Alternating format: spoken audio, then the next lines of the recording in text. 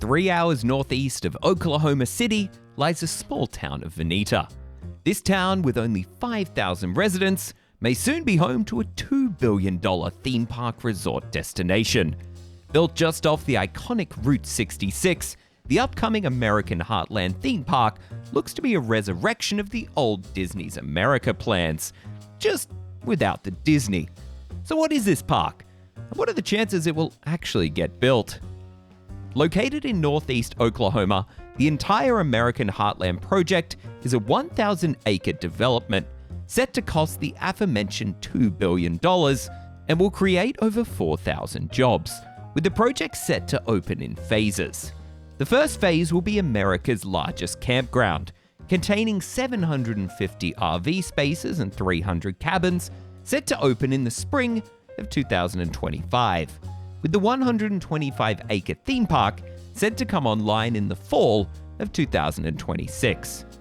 The project also includes a luxury 300-room hotel and a modern indoor water park, which both have no announced opening dates. The middle-of-nowhere location doesn't seem to affect the project attendance numbers though, with the park expected to attract 4.9 million guests a year. Yeah, good luck with that. The project is spearheaded by Mansion Entertainment LLC, a company that, according to themselves, is on the verge of becoming the most powerful entity in family entertainment, with its unparalleled expertise across film, television, animation, music, theater, and family immersive entertainment experiences. While that sounds impressive, currently they operate a theater that looks to show the most American-looking shows of all time, an animation company that has created a single short film, and a sound production company that looks to be a recording room. American Heartland isn't their only future expansion though, with them also looking to create television studios, film studios, and their own distribution company. Mansion Entertainment isn't just building the park though, they are also footing the entire bill privately. The company is headed by Gene Bicknell, a man who previously played a major part in making Pizza Hut what it is today, being the CEO of the company in the early 1980s.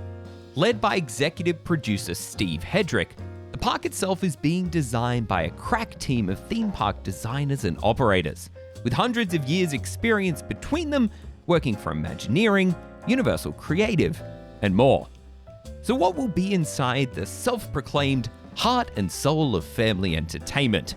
Let's take a look at the concept art and try to predict exactly that. But remember that concept art is just a concept. These attractions may or may not ever be built, and even if they are, they may have completely different theming or manufacturers. The American Heartland theme park will be, unsurprisingly, Americana themed, with guests exploring 6 distinctly American lands, where guests will find thrilling rides and heartwarming shows as they explore the Great Plains, Bayou Bay, Big Timber Falls, Stony Point Harbor, Liberty Village, and Electropolis. After entering the park's impressive entrance structure that references a lot of things not at all represented in the park, you enter the entrance land. This isn't Main Street, USA, but Liberty Village, where you'll discover the warmth and friendliness of small-town charm. This land will of course contain all of the expected shops and restaurants, and looks to also contain a theater. This all leads down to the park's impressive lagoon that will sit right at the center.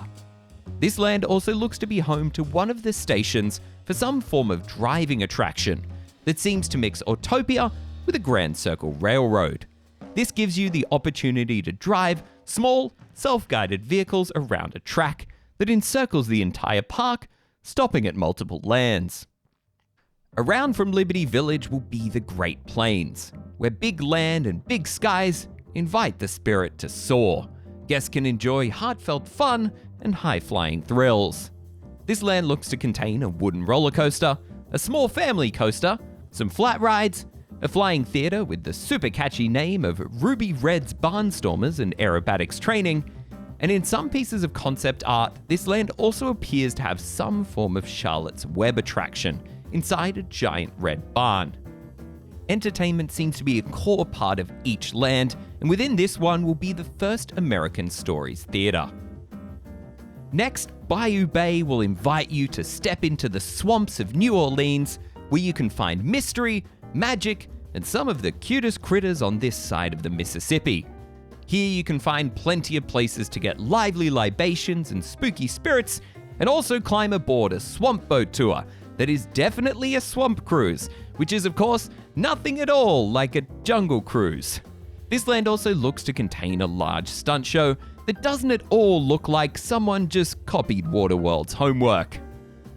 The smallest land looks to be Big Timber Falls, where guests are invited to experience a rugged American adventure full of rushing rivers, soaring peaks, and ancient legends. This area seemingly mainly exists to house a large, impressive flume ride called Bigfoot Falls that has an impressively long layout and painfully short splashdown. And for some reason, in the concept art, there is even some type of caravan being blasted into the air because, of course there is.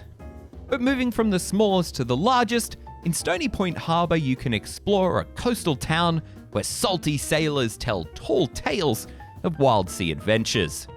While this appears to be one of the largest lands, it seems to have some of the least obvious attractions, being home to some small-scale flat rides, a large concert venue, and some form of fake Pirates of the Caribbean ride called the Haunted Lighthouse.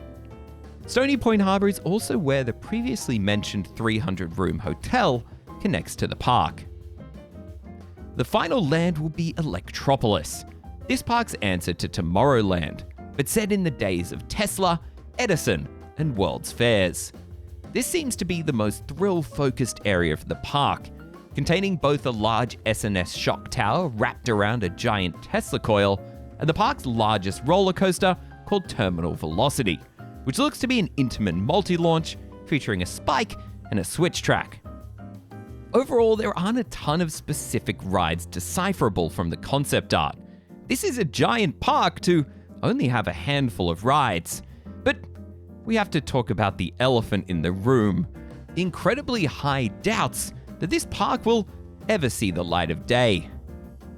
In the 1990s, with the failure of Disneyland Paris, a lot of Imagineers were laid off.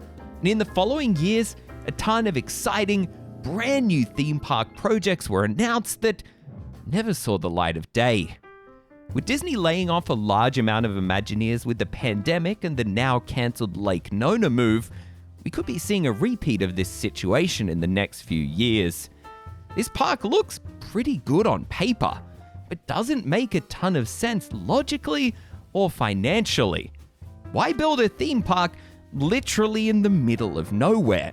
I understand it's near a relatively well-traveled highway system, and within a 5-hour drive in any direction, there are several larger cities, but the closest town to the project only has 5,000 residents. Where are the workers expected to come from? The largest big city is Tulsa, and that's still a 1-hour drive away. Ultimately, I'll believe this thing is truly happening the day I step through the front gates and see it for myself. But what does set this plan apart is the fact that it's privately funded, and people with a lot of money don't always make the most logical decisions. So there is a chance this park will get built, though it likely won't look that much like the concept art. Ultimately, if it does get built though, it could create a more healthy and accessible alternative to Disney and Universal for people living in the middle of the United States. But will this project turn out to be an American dream or an American nightmare? Only time will tell. But over to you. Do you think this park will ever open? And if it does, would you go out of your way to visit? Let us know in the comments section down below. For ReviewTyme, I'm Luke. Thanks for watching.